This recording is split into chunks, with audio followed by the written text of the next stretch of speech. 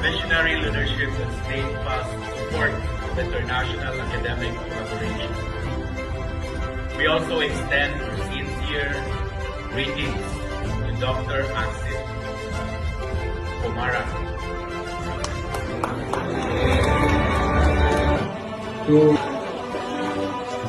I stand before you with a heart that is both grateful and full. Grateful for the generosity, hospitality, and professionalism extended to us throughout this journey, and full. Very Universitas of San Carlos. Good morning, everyone. I am truly grateful for the opportunity to immerse myself. Everything that we learned here was not forced, it was taught to us with kindness. We felt the warmth, the